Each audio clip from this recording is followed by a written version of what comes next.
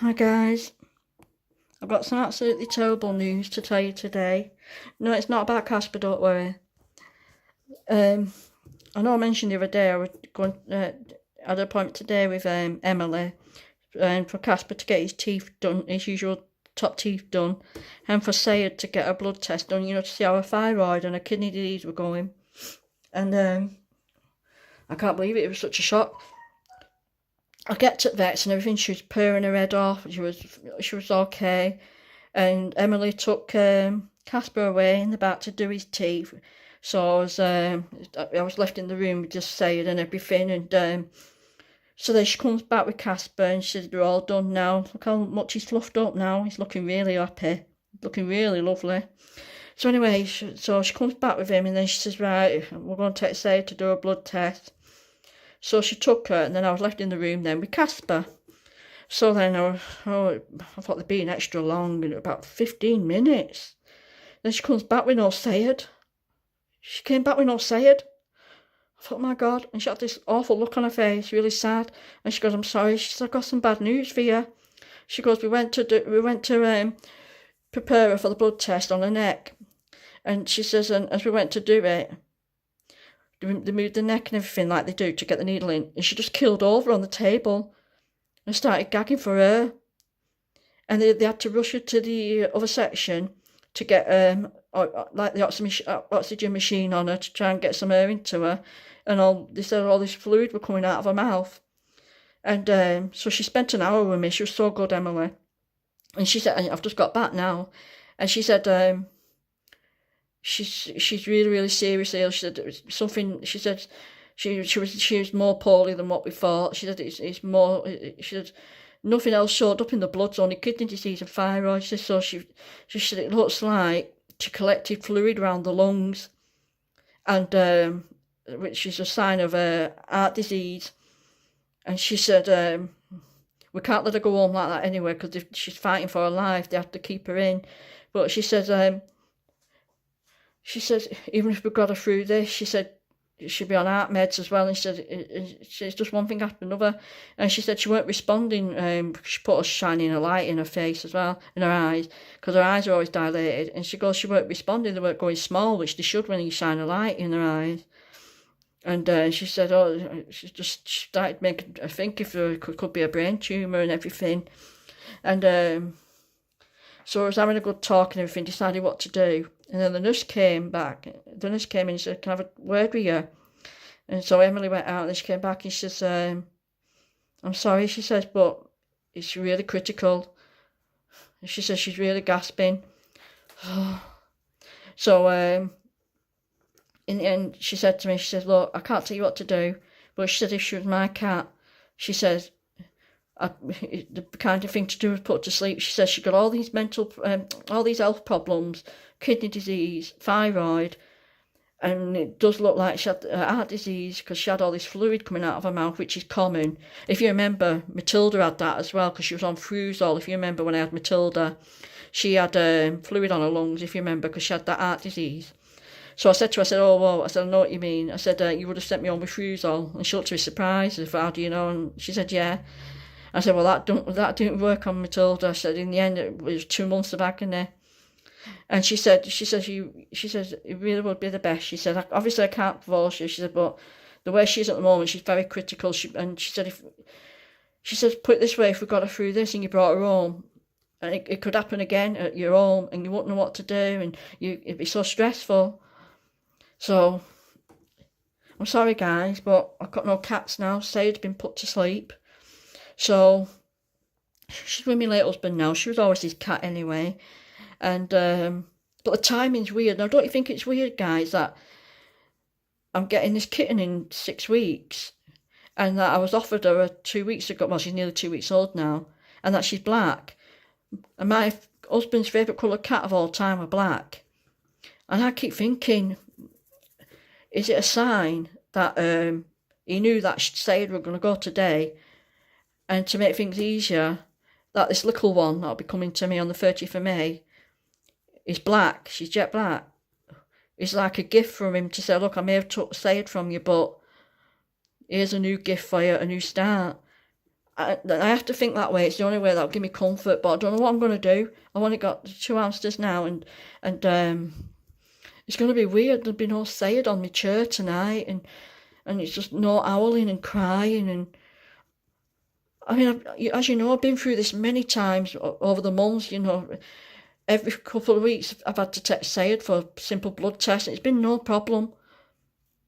And then all of a sudden today, she just keeled over. And it really shook Emily up because she oh my God, she keeled over. She thought she'd died on her. And then she realised that she had to get her on the oxygen quick. And she really tried her best. So then she left the nurses with her while she came to tell me. And the nurse was so worried when the nurse came back after about half an hour, like I said, and told her. And then she came back and she's just getting critical. She's critical now. And I thought, oh God, I never expected it. I was expecting to come home with her as normal and then wait for the blood test results in a few days and then decide what to do. Because I was deciding, depending on what her kidney disease was like, to put her on renal food. I thought, oh God, everywhere I look is a sign of her. Her litter tray is still there, a food bowl, even a meal was there ready for when I got home. And I've just had to throw the meal away, obviously, the food. And he's stressed out to the max. Because she also said about him, because she checked his mouth, and she said the bottom mouth is still looking horribly inflamed and sore. So she says, she advised that I go back to see Claire, you know, the exotic vet. She said, just give it another month on the Loxicon, and when she checks him again next month, she said what she recommends is, if it's no better, go back to see Claire and discuss about putting him under anaesthetic, you know, to remove his teeth, and then that'll solve the problem. It won't solve the stress. It'll always spin now because he's scared to death, poor little guy. But she said it'll solve the problem because he won't have to put up with having his teeth done every month, and he won't have to put up with the pain. But she says you do have to be aware of his age and the anaesthetic. I thought, oh God, of all that, that's the least I'm thinking about the moment. But so I've got that to consider. What do I do? Do I put him under anaesthetic and lose him, or do I leave him be and let him have his teeth done every month, and he's just going to stress out even more, and he can't eat stuff properly, but because they keep growing, and then when they do grow, they're pressing on the stump at the bottom and causing more inflammation, and so.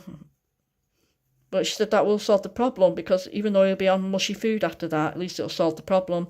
But he's due his Loxicon now, so I'm going to give him that, then I'm going to let him calm down and have a nice sleep. See what he does, calms himself down. So yeah, guys, sorry about that. So I can't keep up with it all. I only lost Maisie 3 weeks ago as well. So I just hope that I don't get messed around with this black kitten. I just hope she keeps her word, because I need that kitten more than ever now. I just hope that she keeps her word, brings her to me on the 30th of May, and then start afresh. It'll give me 6 weeks now to get everything prepared, get it all organised. But it's night time, I'm going to feel it, because there'll be no cat at my bed. There'll be no cat nuzzling me and crying in my ear at night. And it's just so hard. I'm trying to hold back the tears, and there's only so much you can take, really. And I've had her since she was a baby. Well, me and my late husband, because she was his cat, really. But we've had her since she was a baby. And it's just gone like that. All 4 cats just gone. Just gone. Just gone. It's just, I don't know. It's just really, really hard. So anyway, guys, and just thought I'd let you know that. And we'll see what happens now when we get the kitten. And but isn't that a shock? I mean, there were no sign of anything abnormal with her this morning. It was a nice sunny day. Put her in the carrier, and she was looking at the sun and looking at the cars and looking at people walking past as we were going to vets. And it was so funny because I had Casper, holding Casper's carrier, and it was people were looking at me because I've got the cat buggy, so I had Casper's carrier in the back in the end and Sayward at the front, and she was there just looking out, and then she was purring her head off when we got to the vets, and just for that to happen, it's just. But people keep saying, look, because I keep saying I must be cursed. But people keep saying you're not cursed. It's just the circle of life. You're getting up to an old age. They say all your other 3 cats were 17. Well, obviously Deja wasn't. She was younger. She was 16. But no, she was 15. Sorry, because she just missed her 16th birthday. She was 16, and older, and Rebecca was 16. They just missed their 17th birthday, and now Sayward was going to be 18 next month, 4 days before my birthday. It's going to be a rubbish birthday. I was really hoping I could have got her to 18, the big number 18. And it's just, there you go. But this little guy, he's such a trooper. So I'm going to have to consider what I've got to do with his treatment-wise now. And I've got the final thing is I've got the history off him for the citizen advice, because you know I'm going to citizen advice on Thursday, and it's got all the cost on there and everything and the treatments. So yeah, so if he does have to have the operation, then they'll have to flipping pay for it. Yeah, so I'm on about the previous vet. I'll have to pay for it, but yeah. Anyway, he's getting stressed, so I'm going to go now. I'm going to give him his Loxicam, then I'm going to put him in his house and let him calm down, because it's been a stressful morning for him. So, catch you later, guys.